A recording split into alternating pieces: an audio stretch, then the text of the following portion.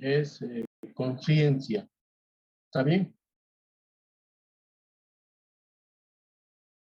¿Podemos empezar? Sí, doctor. Igual voy a grabar la clase. Bueno, vamos a hablar lo que es la conciencia. Este es uno de las partes del examen mental muy importante en cualquier evaluación del paciente. Solo vamos a hablar de conciencia ahora porque posteriormente vamos a ir tocando algunos temas de forma independiente.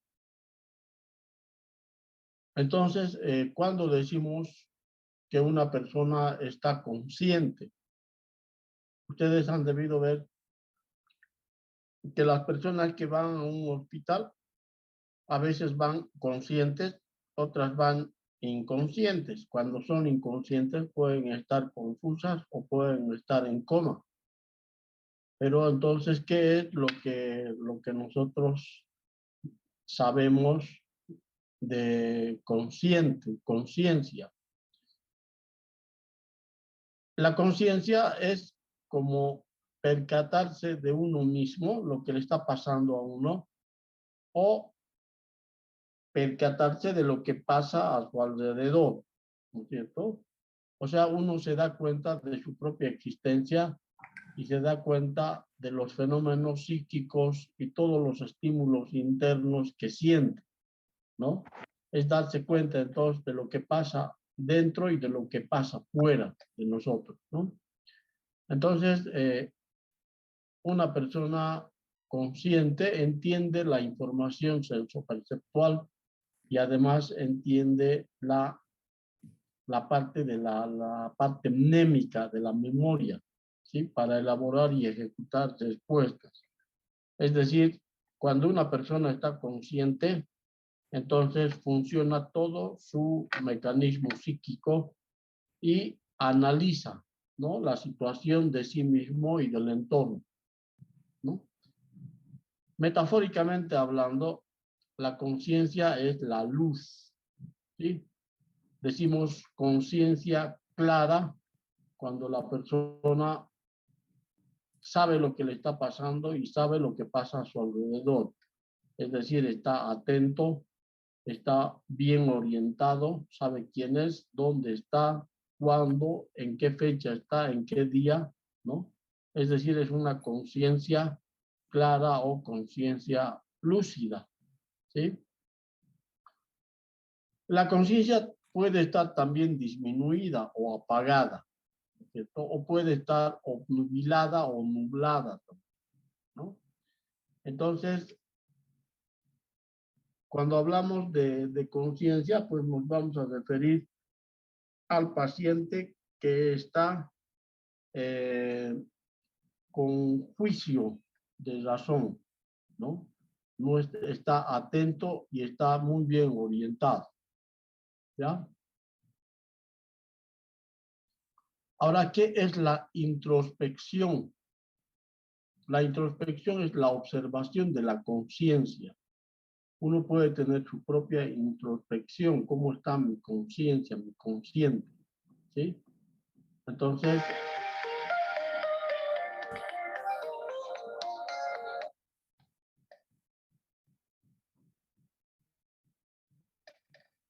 Entonces, ¿a qué denominamos nivel de conciencia? El término es un término usado para describir la capacidad de una persona para darse cuenta de lo que está sucediendo a su alrededor y comprenderlo, ¿no? Es igual que lo que hemos dicho de conciencia. El nivel de conciencia, ¿no? Entonces, es esa capacidad que uno tiene de percibir el entorno y percibirse a sí mismo. En cambio, la inconsciencia, el paciente con inconsciencia nunca responde bien a los estímulos, es decir, la conciencia como que está apagando, ¿no? Como la luz de una vela se va apagando, entonces el estado de inconsciencia también se va nublando el estado de alerta, ¿no? La letargia es cuando el paciente puede despertar, es decir, el paciente está dormido, está aletargado, decimos, ¿no? Y la letargia, y cuando se le estimula, entonces despierta, ¿no? Entonces, la letargia es el hecho de que el paciente siempre puede despertar, ¿no?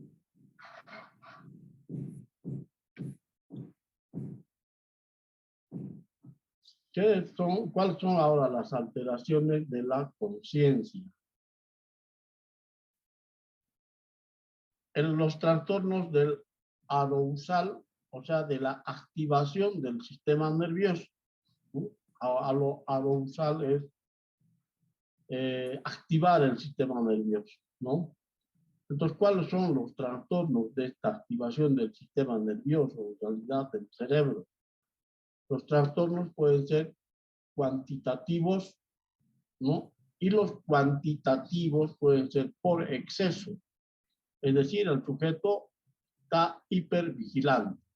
Hay exaltación de la atención, está muy distraído. Hay exaltación del estado de alerta.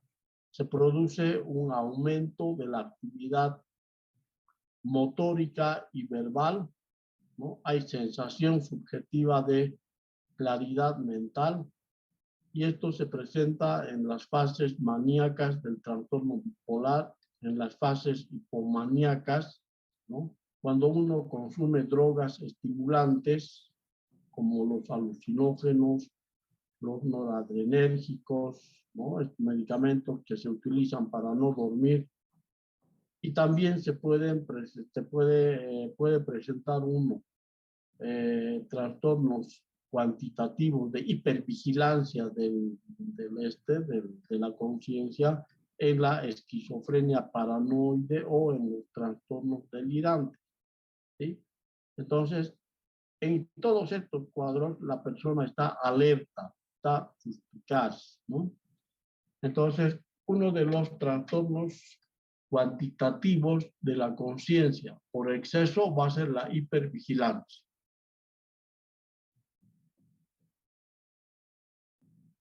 En cambio, los trastornos cuantitativos por defecto, ¿no?, de la conciencia, tenemos la letargia, la somnolencia y el sopor, ¿no? La obnubilación, el estupor y el coma, ¿sí?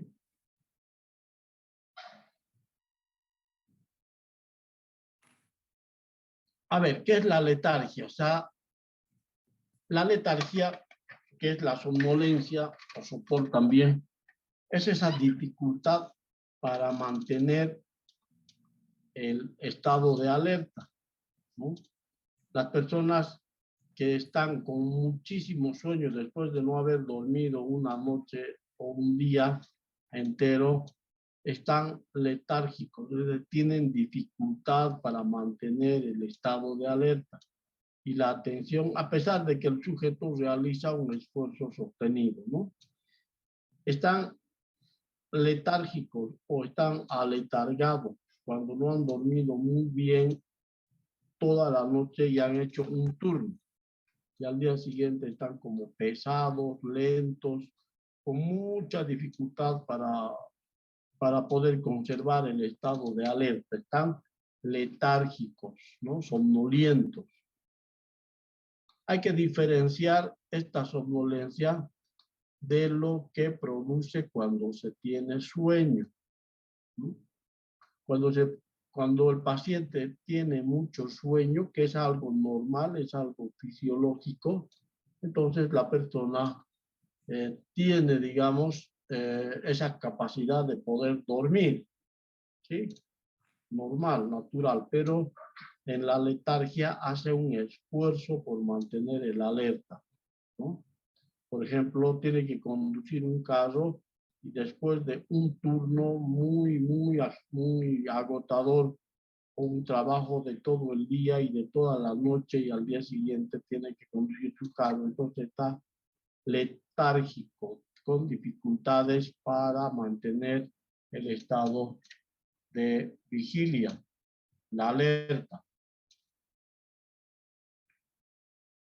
Ahora, ¿qué es la obnubilación? Obnubilación casi viene como de nube, ¿no? Es como si a un vidrio ustedes le pusieran jabón o lavasta. Entonces no se puede ver al otro lado, ¿no? Está empañado. Entonces la obnubilación es así, es casi lo mismo, es una alteración más profunda. Solo la estimulación repetida y dolorosa del paciente va a conseguir sacarle de su estado e incluso así el paciente va a seguir confuso y desorientado, ¿no? Entonces la obnubilación es un estado mucho más intenso, ¿no?, de somnolencia o de dificultad para mantener el estado de alerta, ¿no? Entonces el paciente solo va a responder a la estimulación repetida y además a la estimulación dolorosa, ¿sí? Y aún así, el paciente va a tener todavía dificultades para permanecer alerta. El paciente puede estar también confuso y puede estar algo desorientado, ¿no? Además, en la obnubilación se puede acompañar una excitabilidad e irritabilidad alternando con somnolencia, ¿no? Puede también el sujeto estar distraído y además puede haber distorsiones de la sensopercepción, que pueden ser estas tanto auditivas como visuales, ¿no? Entonces el paciente está excitadísimo, hay irritabilidad, está distraído, además tiene alteraciones en la percepción auditiva y visual. Por tanto, tiene incapacidad para concentrar la atención. La atención está un tanto apagada, tiene mucha dificultad para concentrarse. Hay mucha tendencia a la perseveración, a repetir lo mismo sin darse cuenta. Hay debilitación de la identificación, ¿no? Y existe una rápida fatiga mental. El paciente obnubilado entonces tiene irritabilidad, distraibilidad, hay incapacidad en la concentración, se debilita la identificación y hay una rápida fatiga mental.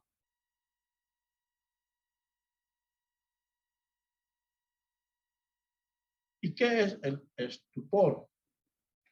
El estupor solo se consigue cierto estado de alerta mediante estímulos muy potentes, ¿no? Decimos está estupuroso, es decir, está muy dormido, pero que necesitamos estímulos muy intensos para despertarlo, ¿no? Necesitamos entonces estos estímulos muy poderosos que pueden ser dolorosos, que pueden ser táctiles o pueden ser estímulos auditivos también, ¿no? Hay que diferenciar el estupor neurológico, que es auténtico por disminución del nivel de conciencia, del estupor psiquiátrico. En el estupor psiquiátrico hay trastornos de la psicomotricidad. Y del estupor pasamos al coma. Y el coma es la ausencia total de respuesta a los estímulos, ¿no? El coma es la ausencia total de la respuesta a los estímulos. Cuando un paciente está respirando, pero no responde a ninguno de los estímulos y está llevando una vida casi vegetativa, decimos que está en coma. Le gritan, le hacen doler la piel, le sacuden y el paciente no despierta y no despierta, entonces decimos que está en coma. Hay 6 niveles de coma, desde el coma superficial a un coma profundo. Estos trastornos de la activación cerebral, ¿no? Tenemos a los trastornos cualitativos. Todos los que hemos visto antes son trastornos cuantitativos. Ahora, dentro de los trastornos cualitativos tenemos a los estados confusionales, ¿no? Y los estados crepusculares. Los estados confusionales son la confusión y el delirio, ¿no? En un estado confusional hay una disminución del nivel de conciencia, ¿no? La persona está confusa, ¿no? Hay una alteración de las funciones, sobre todo de la atención, de la concentración, de la memoria. El paciente está desorientado en tiempo, lugar y persona, y también pueden aparecer ideas delirantes, alucinaciones o agitación psicomotora. Entonces, dentro de los trastornos cualitativos están los estados confusionales y los estados crepusculares, ¿no? Dentro de los estados confusionales tenemos la confusión y el delirio. ¿Y por qué se caracteriza un estado confusional? Por una disminución del nivel de conciencia y una alteración de las funciones mentales cognitivas como la atención, la concentración, la memoria, ¿no? Están los sujetos desorientados respecto a sí mismo y de los demás. Y además pueden aparecer ideas delirantes, alucinaciones y agitación psicomotora.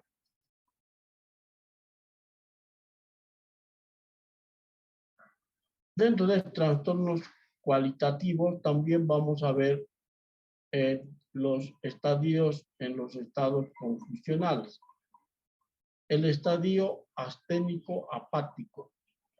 Este estadio asténico apático se caracteriza por la fatiga, ¿no? Parece la fatiga es un cansancio, astenia, dificultad para hacer alguna actividad, apatía, ¿no? La indiferencia a hacer cualquier cosa, la habilidad afectiva, es decir, el paciente puede llorar o puede alegrarse exageradamente, ¿no? Frente a un estímulo. Puede haber irritabilidad, hay alteración de la atención, alteración de la concentración y de la memoria, ¿no?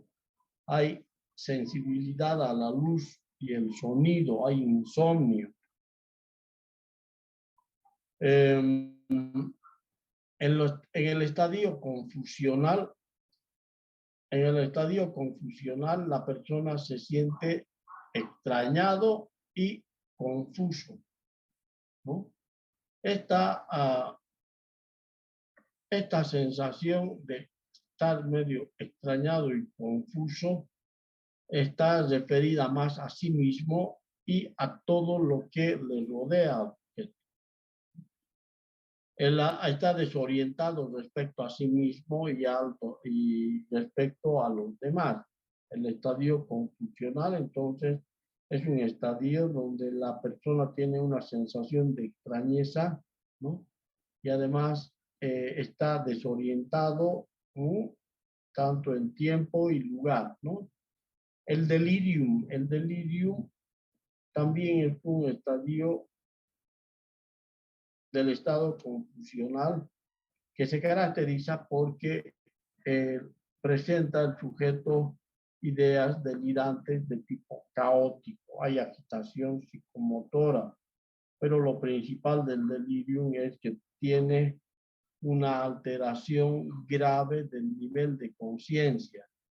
El sujeto tiene fluctuaciones del estado de conciencia, parece muy confuso, pero al poco rato puede estar consciente, ¿no? El delirium generalmente es producto de un trastorno mental o de un trastorno médico, ¿no?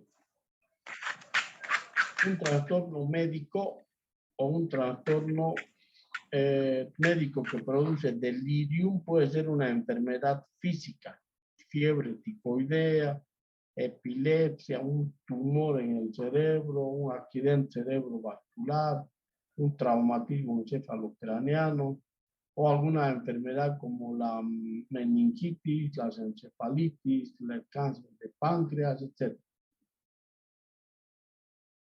También el paciente con delirium se caracteriza porque presenta alucinaciones y agitación psicomotriz, ¿no? Alucinaciones y agitación psicomotriz. La otra característica de estas alteraciones cualitativas de la conciencia están los estados crepusculares. El estado crepuscular se caracteriza porque hay un estrechamiento de la conciencia, ¿no? Se llama estado crepuscular cuando hay un estrechamiento, la conciencia se va estrechando. Una parte de la conciencia está confusa y con bajo rendimiento, mientras que la otra parte está funcionando íntegra, ¿no? Un estado crepuscular. En un estado crepuscular, una persona puede realizar actos automáticamente, ¿no? Por ejemplo, hay una estrechez de la conciencia cuando uno ha consumido muchas bebidas alcohólicas y tiene que manejar su carro, entonces entra en un estado crepuscular, es decir, con el efecto depresor que produce el alcohol, la conciencia como que se va nublando, se va estrechando, ¿no? Y una parte de la conciencia está confusa y la otra está con bajo rendimiento, mientras que la otra parte está funcionando casi íntegramente, ¿no? Entonces hay una división del estado, en el estado crepuscular. Una parte de la conciencia está tratando de funcionar bien y la otra se va estrechando cada vez más. Tiene a menudo, hemos dicho, conductas de tipo automático. ¿Qué hace cuando una persona maneja su carro? Automáticamente funciona su actividad, ¿no? Maneja su carro casi automáticamente y le permite realizar conductas casi complejas, ¿sí? El hecho de estar agotado toda la noche, trabajar en una fábrica y tener que conducir tu carro hasta tu casa también puede entrar a un estado crepuscular, ¿no? Donde una parte de la conciencia está confusa y la otra está con bajo rendimiento y la otra parte está funcionando casi íntegramente, ¿no? Entonces puede estar la persona en un estado crepuscular, puede estar perplejo, ¿no? Perplejo, como que sorprendido, ¿no? ¿Qué está pasando? ¿No? Puede estar bradipsíquico, es decir, que tiene el pensamiento lento, ¿no? Puede estar con ánimo, con un estado de ánimo focalizado, ¿sí? Y puede presentar amnesia posterior, ¿sí? La persona que está en estado crepuscular entonces puede tener serias dificultades para recordar. ¿En qué se presenta un estado crepuscular? Se presenta en las epilepsias, se presenta en las reacciones agudas al estrés y en las reacciones histriónicas o histéricas también, ¿no? Son las reacciones agudas al estrés, pero la epilepsia es uno de los cuadros que nos sirve para describir este estado crepuscular, que es una alteración cualitativa de la conciencia.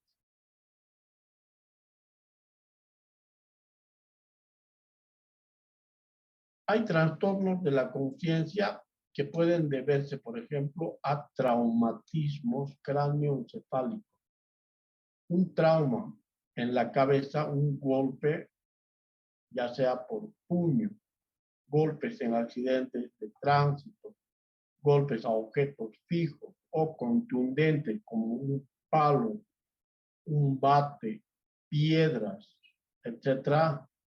Esto va a generar entonces un impacto en la cabeza que se va a manifestar por una sacudida, ¿no? Hay un golpe en la cabeza y se sacude la cabeza, es decir, hay lesiones tanto de golpe cuando el lado donde recibe el impacto y de contragolpe que va la fuerza del cerebro va al otro lado, al otro extremo y produce lesiones. Son lesiones de golpe y de contragolpe, el impacto en la cabeza, la sacudida. Cuando hay una sacudida de la cabeza, entonces la persona está inconsciente. A uno cuando han visto peleas de box o cuando han visto estas peleas tan mortales que hay en los cuadriláteros o los pentágonos, cada vez están apareciendo deportes de contacto, ¿no? Que generan serios problemas físicos y mentales. Esto genera graves traumatismos en el cerebro, que a la persona después de un golpe, pues lo desequilibra y es lo que se llama el knockout. La persona entra en un estado de alteración de su conciencia y entra a la inconsciencia, se vuelve inconsciente. Posteriormente, la persona va recuperando un poco atontada, ¿no? Confusa, pero va recuperando en forma paulatina, ¿sí? Entonces, cuando hay una pérdida de conciencia, pues hay amnesia, no sabe lo que ha pasado, no se acuerda lo que ha pasado, no se producen estos estados, pérdida de la conciencia, si el traumatismo no causó un violento cambio de dirección o sacudida del cerebro.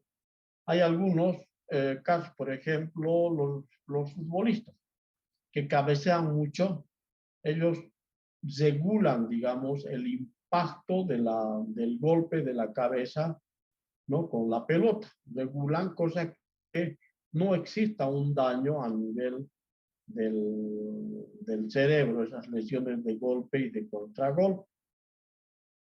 Pero si es un blancazo en la cabeza y sin darse cuenta el paciente ha recibido el impacto del balón, pero con una velocidad increíble, entonces el impacto sí produce una lesión de golpe o de contragolpe, es como el impacto de un golpe de puño a un boxeador. Estas lesiones sí van a producir daño en el cerebro, van a producir cambios violentos, ¿no? En el cerebro, van a producir equimosis, hemorragias pequeñas que no se ven, pero que pueden ser significativas posteriormente.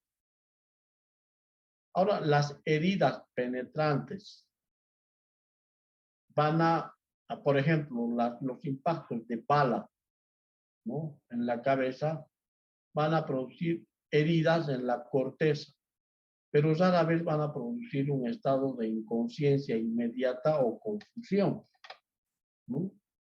Estos impactos en la cabeza, pues, generan lesiones penetrantes en el cerebro, que si llega a se va a terminar en 10 minutos. Si quieren, podemos un poquito, ya preparar el mismo link para continuar unas 6 diapositivas más. ¿Les parece? ¿Qué dice Mariana? Está bien, doctor. Ya, entonces al mismo link. Que se vuelvan a unir al mismo link.